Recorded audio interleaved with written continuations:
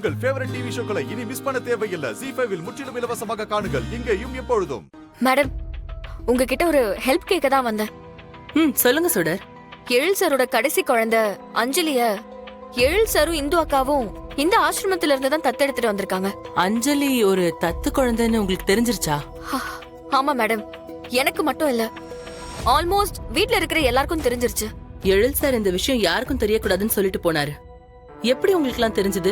இந்து அக்கா அவங்க எழுதின லெட்டர் மூலமா தான் எங்களுக்கு எல்லாம் தெரிஞ்சது மேடம். எங்களுக்கு இந்த விஷயம் தெரிஞ்சதும் மத்த குழந்தைங்களுக்கு கண்டிப்பா தெரியக்கூடாதுன்னு தான் நினைச்சேன். ஆனா அவங்களும் எப்படியோ தெரிஞ்சுக்கிட்டாங்க. அப்படியா? சரி, இந்த உண்மை எப்படின்னு தெரியணும்னு இருந்திருக்கு. அதான் எல்லாருக்கும் தெரிஞ்சிருச்சு போல. ஏதோ ஹெல்ப் வேணும்னு கேட்டீங்களே, என்ன வேணும்? அதான் மேடம், அஞ்சலி இந்த ஆசிரமத்துக்கு எப்படி வந்தா, அவளை யார் எடுத்துட்டு வந்தாங்க, எங்க இருந்து எடுத்துட்டு வந்தாங்கன்னு டீடைல் எனக்கு வேணும் மேடம். கொஞ்சம் அத மட்டும் பார்த்து சொல்ல முடியுமா? கண்டிப்பா சொல்றேன் சுடர். ஒரு 2 minutes வெயிட் பண்ணுங்க. சுமதி மேடம், அந்த ஃபைல கொஞ்சம் எடுத்து கொடு. Okay madam.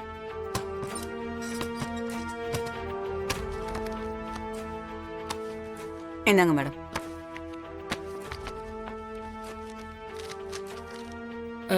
இந்த ஃபைல் இல்ல, அதை எடு. சரிங்க மேடம்.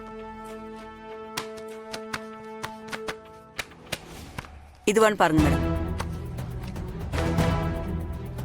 அந்த லாஸ்ட்ல இருக்கு பாரு, அதை எடு.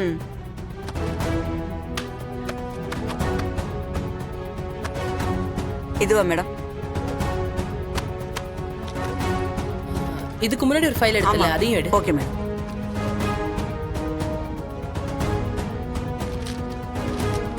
மேடம் இந்தாங்க. இல்ல இதுலயே இருக்கு, வச்சிரு. Okay madam.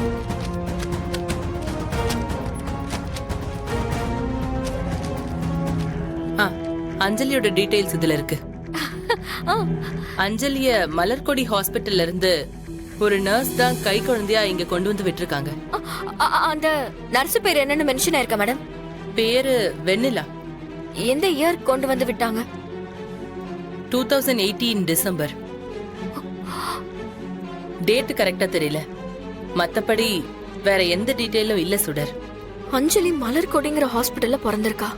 நாம இப்ப அந்த ஹாஸ்பிட்டலுக்கு போய் வெண்ணிலாங்கிற நர்ஸ் கிட்ட விசாரிச்சோன்னா அஞ்சலியோட ஒரிஜினல் அப்பா அம்மா யாருங்கிறது தெரிஞ்சிடும். ஓகே மேடம், பரவாயில்ல, எனக்கு இந்த டீடைல்ஸே போதும். ரொம்ப தேங்க்ஸ் மேடம், நான் கிளம்புறேன். சுடர் சார், அஞ்சலி நினைச்சு நீங்க ரொம்ப கவலைப்பட்டுட்டு இருக்கீங்க. நீங்க சரியா சாப்பிடுறது கூட இல்ல. நீங்க பயப்படுற மாதிரிலாம் எதுவும் நடக்காது சார். அஞ்சலி நம்மளை விட்டு போக மாட்டா சார். எப்படி சுடர், எப்படி? இதுவரைக்கும் அஞ்சலியோட பேரண்ட்ஸ் அவங்க இல்லங்கிறதுக்கு நாம எந்த எவிடன்ஸுமே ரெடி பண்ணல. நாளைக்கு கோர்ட்ல ஜட்ஜ் எவிடன்ஸ் எங்கன்னு கேட்டா என்னன்னு சொல்றது? அஞ்சலியோட ரியல் பேரண்ட்ஸ் அவங்க இல்லன்னு நான் ப்ரூவ் பண்ணலனா லா படி நம்ம அஞ்சலிய அவங்க கிட்ட ஹேண்ட் ஓவர் பண்ண சொல்லி ஜட்ஜ்மெண்ட் கொடுத்துருவாங்க. அதுக்கப்புறம் நம்ம என்ன பண்ண முடியும் சொல்லு? சார், அழாதீங்க சார். நீங்களே இப்படி சின்ன குழந்தை மாதிரி அழுதுட்டு இருந்தா நாங்கெல்லாம் என்ன பண்றது? எனக்கு இருக்கிற பெரிய நம்பிக்கை கடவுள் மட்டும்தான் சார். அவர் நிச்சயமா நம்மளை கைவிட மாட்டாரு. நீங்க பயப்படாதீங்க சார். இந்துவும் நானும் ரொம்ப ரொம்ப ஆசைப்பட்டு தத்தெடுத்த குழந்தை அவ. இந்து அவன் மேல உயிரே வச்சிருந்தா தெரியுமா? நானும் தான். அஞ்சலிக்கு முன்னாடியே எங்களுக்கு 3 குழந்தைங்க இருந்தாலும் ஆனா நாங்க அவங்கள விட அஞ்சலிக்கு தான் அதிகமா செல்லம் கொடுத்து வளர்த்தோம். ஏன் அபி, கவின், காவியாக்குமே அஞ்சலி தான் ரொம்ப பிடிக்கும். அவளுக்காக டக்குனு எதையும் விட்டு கொடுத்துருவாங்க. அந்த அளவுக்கு எல்லாரும் அவ மேல பாசம் வச்சிருக்காங்க. இப்ப திடீர்னு யாரும் வந்து கேட்டாங்கன்னா அஞ்சலி எப்படி அவங்க விட்டு கொடுப்பாங்க? எப்பவும் ஒன்னாவே இருந்தவங்களால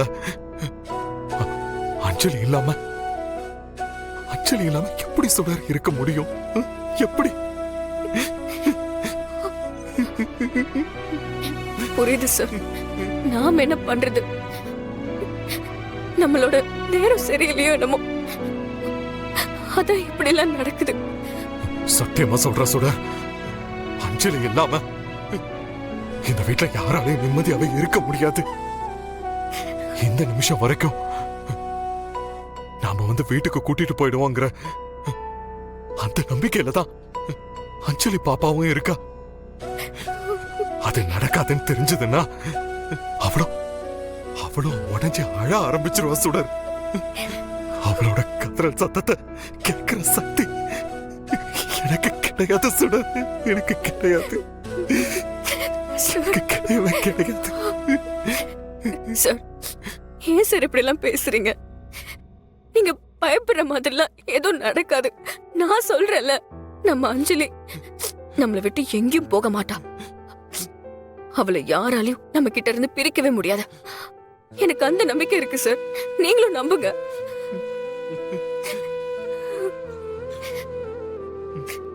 சார் ப்ளீஸ் சார், அழாதீங்க. எனக்கு ரொம்ப கஷ்டமா இருக்கு, அழாதீங்க சார்.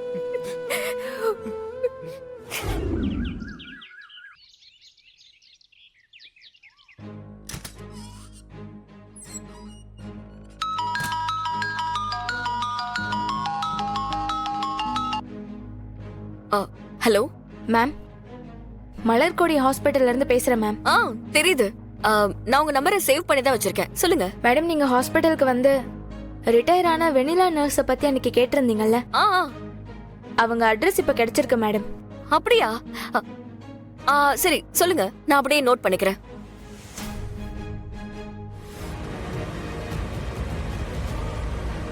ராமையா, இன்னும் எவ்வளவு தூரம் இருக்கு? பக்கத்துல தான் சுடரம்மா, ஒரு 10 நிமிஷத்துல போயிடலாம். சுடரம்மா, 10 நிமிஷம் தான், போயிடலாம். நீங்க டென்ஷன் ஆகாதீங்க. இல்ல ராமையா, இது வெறும் 10 நிமிஷத்துல முடியற பிரச்சனையே இல்ல. அந்த நர்ஸ் வந்து கோர்ட்ல சாட்சி சொல்லி அஞ்சலி பழைய மாதிரி நம்ம வீட்ல இருக்கணும். சச்சு தீர்ப்பு எழுதணும். அந்த நிமிஷம் வரைக்கும் ஒவ்வொரு நிமிஷமும் ரொம்ப முக்கியம். புரியுதுமா, நீங்க எதுக்கு கவலைப்படாதீங்க, எல்லாம் நமக்கு சாதகமா நடக்குமா.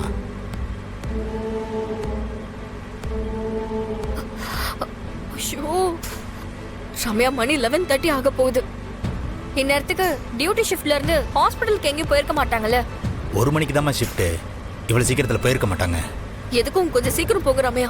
ஏதோ வந்துட்டோமா, பக்கத்துல வந்துட்டோம். நான் முக்கியமான வேலையில இருக்கேன், எதுவா இருந்தாலும் அப்புறமா பேசுங்க. மேடம், நானும் ஒரு முக்கியமான விஷயம் சொல்றதுக்காக தான் ஃபோன் பண்ணேன். என்ன முக்கியமான விஷயம்? அஞ்சலிங்கிற குழந்தைய ஆசிரமத்துல கொண்டு போய் விட்டாங்கல்ல ஒரு நர்ஸ், ஆமா. அவங்கள தேடி சுடர் ஹாஸ்பிட்டலுக்கு வந்தாங்க மேடம். ஹாஸ்பிட்டல்ல விசாரிச்ச போது நம்ம ஆளுங்க அட்ரஸ் தெரியலன்னு சொல்லிட்டாங்க. ஆனா அவங்க எப்படியோ கண்டுபிடிச்சி அந்த இடத்துக்கு போய்கிட்டு இருக்காங்க மேடம். ஜீ5 ஆப்பை டவுன்லோட் செய்து அனைத்து எபிசோடுகளையும் இலவசமாக பாருங்க.